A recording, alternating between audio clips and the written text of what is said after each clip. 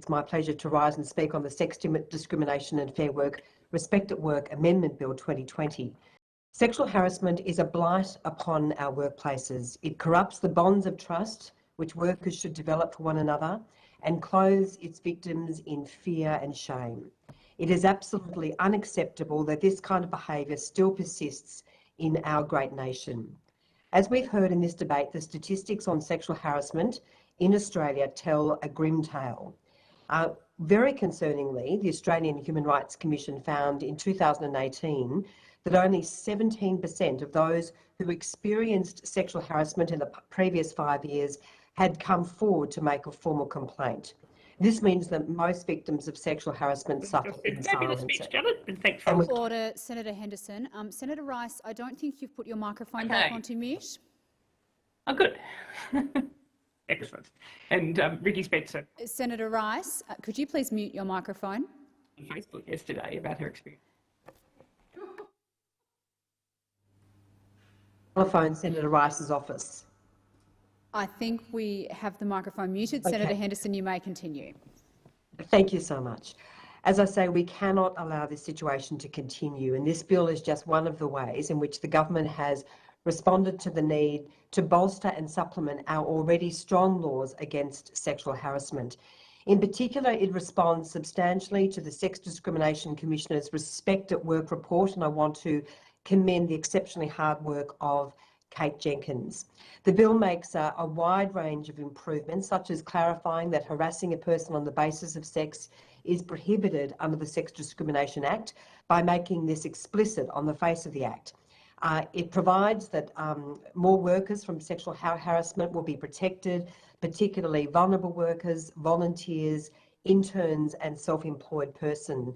It extends the time frame for which a complaint can be made to the Australian Human Rights Commission to reduce procedural barriers for complainants under the Sex Discrimination Act. It clarifies that the Fair Work Commission may make orders to stop sexual harassment in the workplace, a very important provision, of course. It clarifies that sexual harassment can be a valid reason for dismissal under the Fair Work Act, another very important provision. And that the Sex Discrimination Act aims to achieve, so far as practicable, equality of opportunity between men and women. It also amends the Sex Discrimination Act so that a person who assists someone to sexually harass a person can also be found to have engaged in unlawful conduct.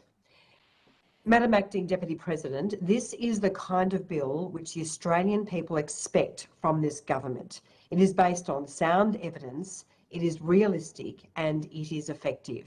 It is also a bill that is the result of the hard work of the coalition government.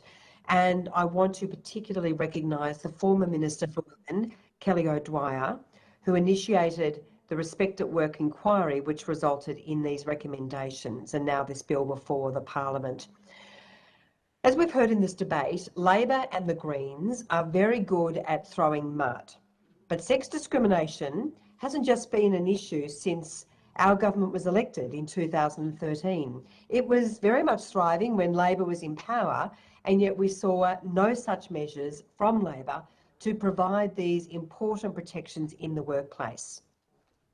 The government's commitment to women was also highlighted in the recent budget, and it is incredibly substantial, with over $3 billion worth of funding allocated for women's safety, women's economic security, affordable childcare, health and well-being and domestic violence support.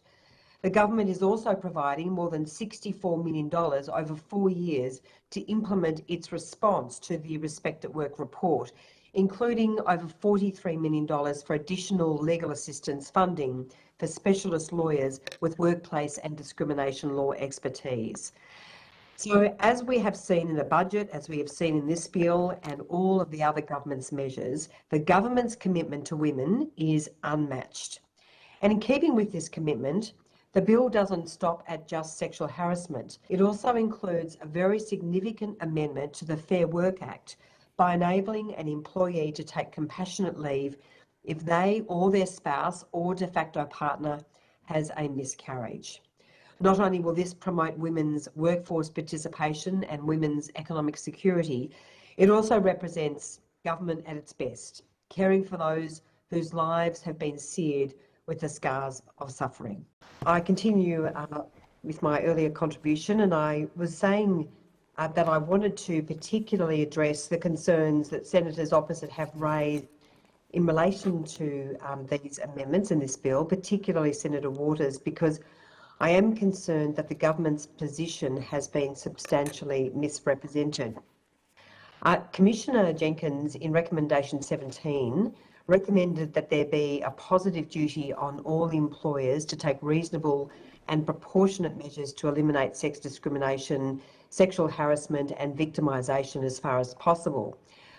What I'd like to make clear is that the government is considering this recommendation, but there is quite a bit of complexity with this recommendation legally because of existing duties which already exist under work, health and safety laws as well as the Sex Discrimination Act, including to ensure that additional complexity is not created for those seeking to use the protections. This includes an assessment against the model work, health and safety laws, which already impose a positive duty on employers to protect workers from health and safety risks, including psychosocial risks such as sexual harassment, so far as reasonably practicable. Work, health and safety laws also provide for compliance, enforcement and inquiry functions to be exercised by work, health and safety regulators. Employers which fail to meet obligations under work, health and safety laws can be subject to prosecution and severe penalties. The government is also considering existing vicarious liability provisions in the Sex Discrimination Act, which ensures that if a worker engages in unlawful conduct such as sex discrimination or harassment, their employer can also be held liable for sexual harassment or sex discrimination if the employer did not take reasonable steps to prevent the conduct from occurring. So this existing mechanism means that employers must take reasonable and preventative steps, such as implementing policies and providing training to minimise their potential liability should an incident occur. So it is quite wrong for Labor and the Greens to characterise the government as not supporting a positive duty to eliminate sex discrimination, sexual harassment and victimisation. I also want to just return to the very significant provision of funding that we have provided in relation to implementation of the budget, implementation of the Respect at Work response. And as I mentioned in my earlier contribution, it's some $64.3 million. Now, this builds on an initial $2.1 million over 3 years, which was provided in October 2020 to implement key recommendations of the report. Some of the further detail in relation to this very significant investment is a breakdown of that funding, which has been provided in our budget, is $7.3 million over 4 years to support the Respect at Work Council, implementing a range of practical measures to address workplace sexual harassment and implementing amendments to strengthen the legislative and regulatory framework. There's $0.2 million in interim funding in 21-22 to continue the targeted delivery of support for women on work-related matters, including workplace sexual harassment. There's $1.7 million over 2 years to Comcare to deliver national forums for Commonwealth, state and territory work health and safety inspectors on sexual harassment and training for employers and managers covered by Commonwealth work health and safety laws to better understand and meet their obligations. There's $6 million over 4 years to the Workplace Gender Equality Agency and the Australian Public Service Commission to strengthen public sector reporting on sexual harassment prevalence, prevention and response. There is $5.3 million to the Department of Social Services to be provided to Our Watch, Australia's national research organisation for women's safety, which is ANROSE, and 1-800-RESPECT to build the evidence base and develop primary prevention initiatives to respond to sexual harassment. And then there's also $43.8 million over 4 years for additional legal assistance funding over those 4 years, as I mentioned, for specialist lawyers with workplace and discrimination law expertise. So that is obviously a very, very significant additional investment as well.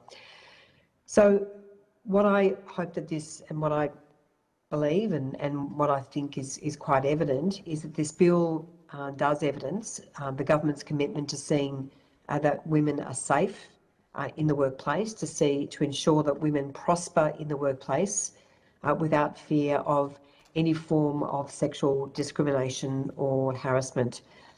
The Sex Discrimination Commissioner's report was extremely well named, Respect at Work.